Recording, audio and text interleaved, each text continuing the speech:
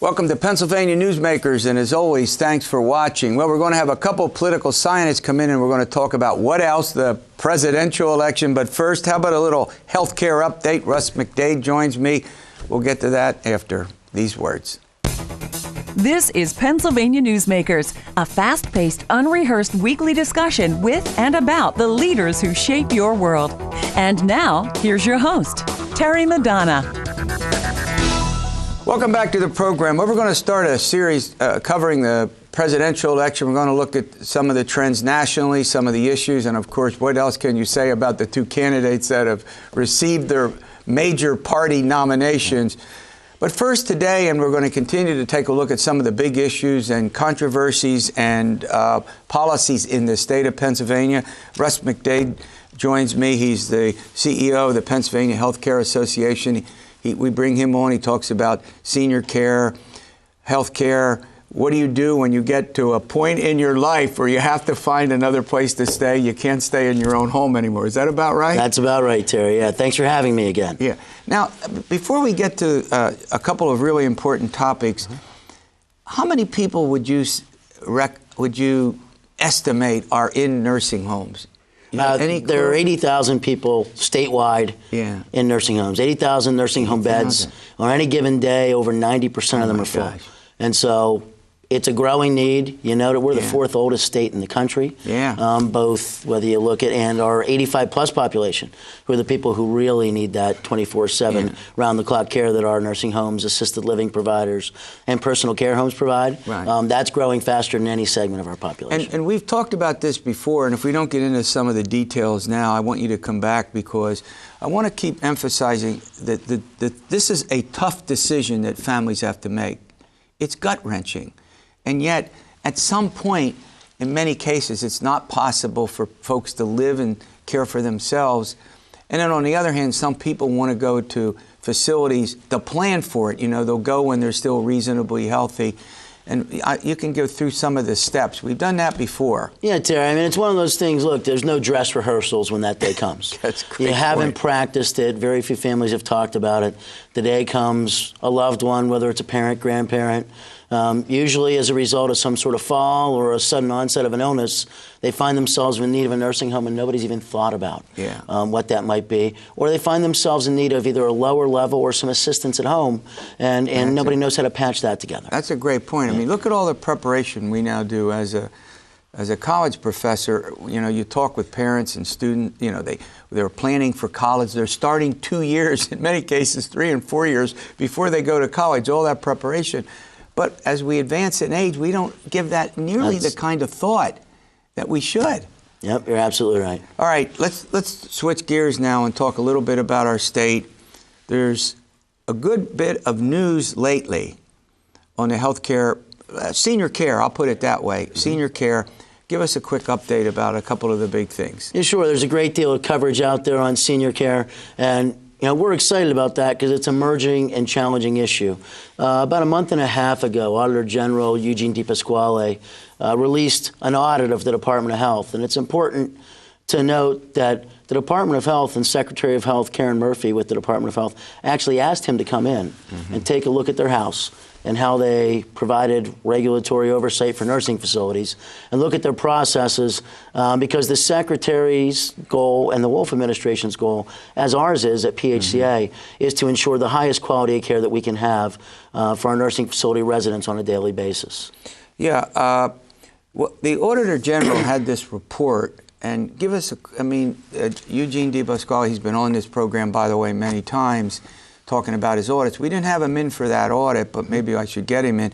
Give us a couple of the major points that he went into in that audit. Yeah, he had a couple really high points. The first piece he hit was around complaints and how people are allowed to make complaints in nursing homes. And, you know, he recommended that they be allowed to make anonymous complaints, which, frankly, that's a recommendation of his that we agree with. You know, the second piece he touched on was how the department looks at how nursing homes are staffed. We've talked before about how important staffing is in the role of a nursing home and the care that's provided. We've also talked before about how challenging it is to keep and retain those staff, since it's a high stress environment, and we can't pay our folks as much as we'd like to because of the challenges we face in reimbursement and funding. And then the final big piece he hit was on sanctions. And that's the one area that the general's report, and I've actually told him this directly as well, that we have a little bit of a difference of opinion on. The report kind of shows or infers that if you sanction nursing facilities to a greater degree, quality of care will get better. Yeah. It's our belief at the Pennsylvania Healthcare Association that no one's ever gotten better at providing care by taking more money away from the bedside in sanctions and putting that in some pot. That we need to work with the nursing facilities to ensure they're compliant. We need to work with them to work on care processes. And we need to make sure that those dollars go where they were intended, and that's the resident care. All right, we're going to run to a quick break. The legislature is not going to be in session very many days before the end of this particular session. I think it's 10 or 12 in joint session. That's not a lot of time. But there are a couple of issues that are pending that affect seniors. We'll get to that after these words. This broadcast of Pennsylvania Newsmakers is presented by the Pennsylvania Chamber of Business and Industry, now celebrating 100 years as the statewide voice of business, and by the Pennsylvania State Education Association and Partners for Public Education, bringing the power of a great education to our schools, our students, and our communities.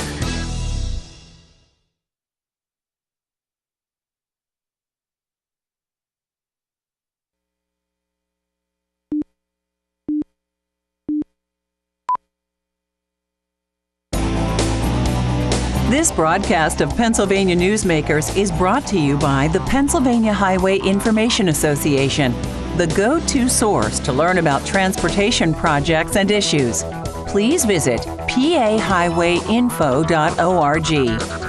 And by the Pennsylvania Manufacturers Association.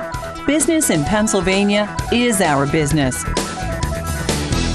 Well, Russ McDaid is sitting across from me. He's the CEO of the Pennsylvania Healthcare Association. We're talking about all things senior-related health care, nursing homes, assisted care facilities, and the like. Now, the legislature is coming back. To be honest with you, in my humble opinion, for what my opinion is worth, they're not going to do a lot. I just want to point this out. They're not in a lot of days, and they don't like to come back after the election and what we call sign a die, before this session completely ends and we have get on to a new session in January. What's the top issue for you folks? Yeah, thank you, Terry. And I actually agree with you. I think we're challenged by the amount of days that we got left. Many. We're in the second year of a 2-year legislative session, as you know, and there's been a critically important piece of legislation that's been working its way through the legislature that's our top priority at the Pennsylvania Healthcare Association.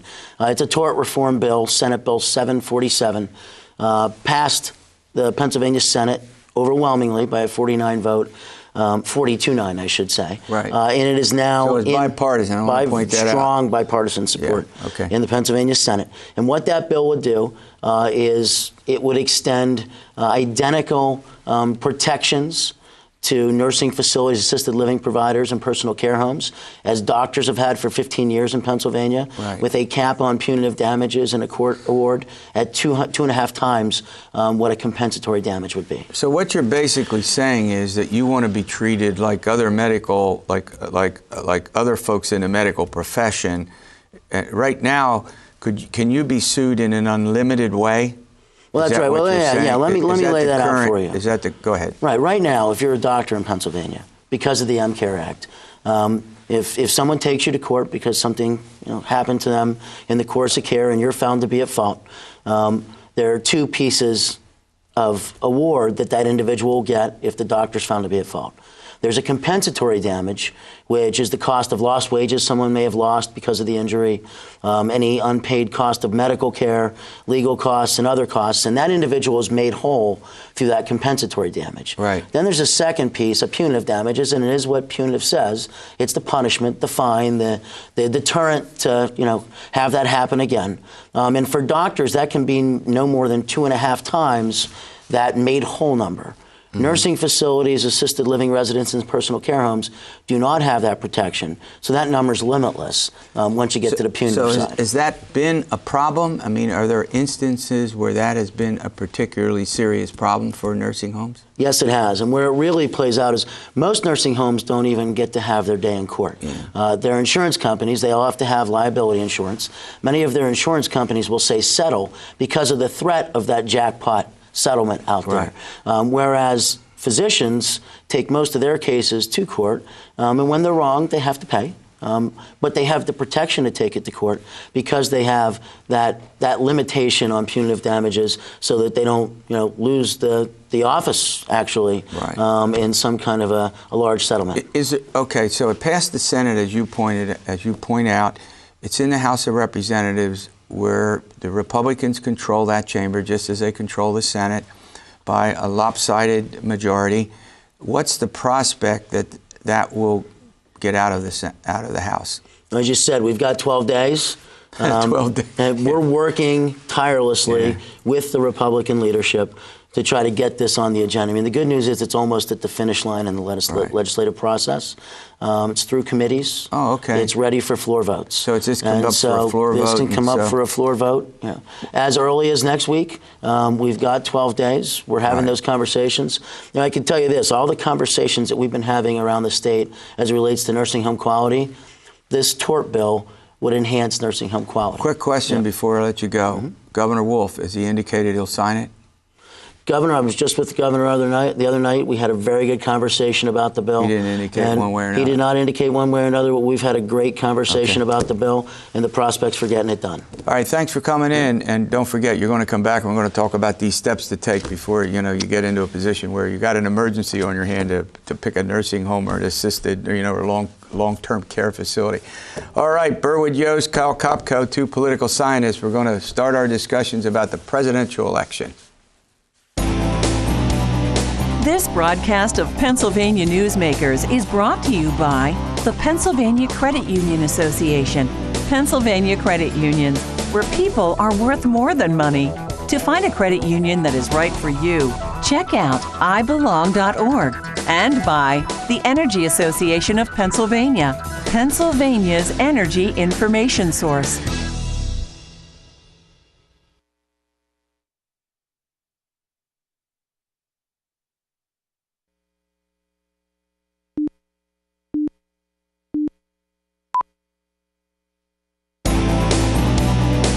This broadcast of Pennsylvania Newsmakers is presented by the Hospital and Health System Association of Pennsylvania, working towards a healthy Pennsylvania, and by the Pennsylvania Coal Alliance, representing companies involved in America's most affordable, reliable energy source. To learn more, visit betterwithcoal.com.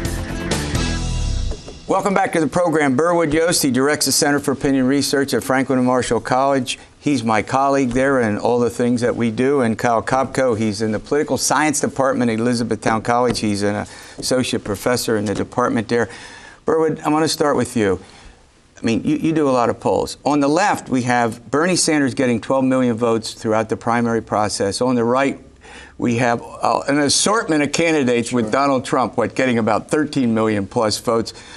There's a lot of change orientation in the electorate, which you spend your life studying. Sure. Am I right about that? Well, you are right. There is, well, it depends which candidate you are, by the way, too. I mean, if you're Hillary Clinton, I think you want to run a campaign that's really about maintaining the status quo. There's been some good news, good economic news, that sort of thing. So I think she wants to run as a candidate that's really running for Obama's third term. If you're Trump, you want to marshal all those forces that really are demanding change and try and get those people out to the poll. And you can see in their messages that that's what they're trying to do. Kind of steady leadership, continue the processes and the programs that are in place to keep us moving ahead versus radical change because the world doesn't work anymore. Yeah, and it's surprisingly, the president has a 50% plus approval rate. And that's not uncommon for presidents as they get near the end. Now, not all of them have a high approval rating. Jimmy Carter didn't. We know that Bill Clinton did when he left office. Let me go to a somewhat related topic. This has turned out to be the most unpredictable, unusual. I've actually called it weird election. And both of you guys spend a lot of your time studying this. What does this say about where we are as a people before we get to debating what's going to happen? That's a great question. I think it's something that everyone's trying to grapple with right now. Obviously, I think there's a lot of resentment towards folks in Washington, D.C. There's a lot of folks who want to see the political parties change, and maybe we're going through a period of realignment right now. That's something that a lot of scholars have discussed. Maybe we're going to see some states behaving in a way that they normally wouldn't in the Electoral College. If that is the case, maybe we are on the brink of seeing the Democrats and Republicans taking new policy positions. And certainly Donald Trump has advocated some policies that are against the Republican orthodoxy as of late. So who knows, one having to do with child care and go ahead. But I think Kyle's right, though, that the kind of fundamental coalitions that we've seen in place since the Depression, since the New Deal era, are the seams are fraying. And we could see, I think conceivably, we could see a realignment of some of these groups that haven't been served well. I mean, Republicans really haven't done well with, they've relied on white working class voters, but they haven't delivered for them. And I think you could make an argument that within the Democratic coalition, there are the same sorts of fraying edges. And so that's what this election, that's what makes this election unusual, is that the coalitions we're used to seeing represented by both parties are readjusting themselves. Now, can the Democrats hold theirs together better than the Republicans? That's the question. Yeah, that's a full employment bill for us, right? It is, absolutely. We'll take that. All right, well, let's move forward. I mean, as we move ahead, this election has been topsy-turvy. After the Republican convention, the race was almost even nationally. In our state, a couple of point difference. Then Clinton had a very good convention, and Trump, put both feet in mud, which he can do, and she took a big lead in the battleground states and nationally. Now the race is really tightening. Could this go down literally to an end that almost no one would have predicted a year ago? Be that close? I think it is possible. So let's talk about some of the most recent things that have happened with Hillary Clinton's health care, her health in general. That relates back to her trustworthiness. There's a lot of folks who are concerned that she hasn't been as forthcoming, as transparent. Obviously, Republicans and conservatives have criticized her over handling Benghazi and other issues during her term in government. So I think that these types of issues aren't going to go away anytime soon. So if they are still persistent, even after the debates, a lot of folks might look less favorably upon Hillary Clinton, and we might see a much, much tighter race as we enter November. I think there's certain fundamentals that would call for this to be a close race. Like if you take the personalities out of it, we're probably talking about a race that you would expect the Democrats to win by a point. But by a point, a very close election. What throws that into question is the general favorability, or in this case, unfavorability of both these candidates. So that's really the issue here. All right, we're going to run to a break. I want to switch gears when we come back, since we got our panel saying, well, who knows what's going to happen. It's going to be close. You both agree there, right? We're going to take a look at our state. We'll get into that after these words. This broadcast of Pennsylvania Newsmakers is brought to you by the Pennsylvania Medical Society. Inspired physicians committed to the good health of Pennsylvanians and the advancement of the practice of medicine. And by the Pennsylvania Healthcare Association, advancing quality, improving lives.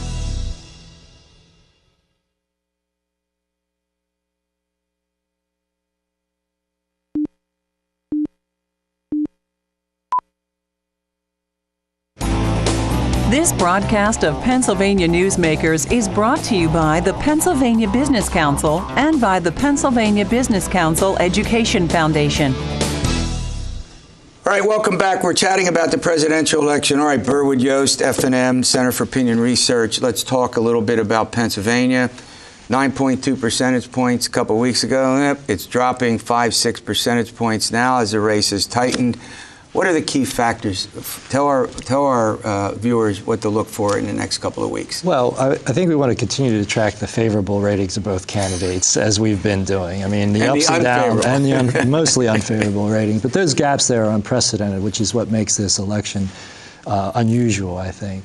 But we also want to look at certain groups of voters. I'm interested, one, in the Obama coalition, young voters, minority voters. Right. Are they excited, and are they going to turn out? That's going to be really important for Hillary Clinton. I think those are the two big things. The other part of this, college-educated whites, that's a group that typically votes Republican. You know, they haven't been in our polling supporting or national Trump, polls. Or national polls, right. If Trump cannot win among those groups, and if Hillary Clinton's able to get out those younger voters, minority voters, this state looks pretty comfortable for her. I mean, 4 or 5 point advantage. I think that's where we are now. Right. And that's probably where we end up. Yeah. Kyle, look, this is a tough state for for Democrats. I mean, 13% of our voters, African American, about 7% minorities. That's 20%. So that's a big hurdle. In the Philadelphia suburbs, I keep talking about the big swing county area. Give us your assessment of what you think might take place. Sure. I think we got to look at southeastern Pennsylvania. That's going to be key here. Not just Philadelphia County. It's going to be Montgomery. It's going to be Delaware. It's going to be Chester County. It's going to be Bucks County, too. There's a really great article that was out a couple years ago in the Journal of Politics by two political scientists, Christopher Mann and Joseph Unesky. What they looked at is the convention bump that you would get in a particular state. And this is where this could play in Hillary Clinton's favor. The results show that whenever you have a convention in a place like Philadelphia that's already heavily Democratic, you're more likely to energize voters there and really get a high turnout. And that's going to be key here. Certainly, we've seen more folks in the southwest part of the state coming out as supporters of Trump, particularly Reagan Democrats. But there's so much Democratic headway in Philadelphia to be made, where if turnout's high there, and the data suggests that it could be, if that happens, it's advantage for Clinton. All right. Should Pennsylvania be a battleground, state? You can't turn on your TV. They're here. Should we be a battleground state? Well, I think we should. I mean, when Trump looks at the composition of the electorate, there's a possibility here for him to win. I mean, if you look how he's doing in Ohio, I mean, he's polled today, I think, showed him ahead in Ohio. So the demographic composition of our state, similarities there. So, I mean, he has to appeal to those kind of disaffected whites and try to get them out. People pay attention to the RF&M poll. Well, that's exactly right. Well, we absolutely want that to happen. We got to push that side of it, right? But she's got to win Pennsylvania. Yeah. If she loses the state, she's done. You agree with that? Remember, Ohio and Florida are less democratic than Pennsylvania. Go ahead. It would be an incredible boon for her to win Pennsylvania, to be sure, but this has been such an unpredictable race already. Well, there's been some concerns about, is Utah going to be red? Is Georgia going to be red? I think they will be this time around, but the fact that campaigns are going to have to reallocate resources in other states that they haven't had to do so in past years is going to make it tighter. Although I think final word. Well, I think when we look at the spending and the money available, the Clinton campaign can do that reallocation. All right, thanks for coming in. We'll see you in a couple of weeks. All right, and we'll see you next week for another edition of Pennsylvania Newsmakers. And as always, stay well.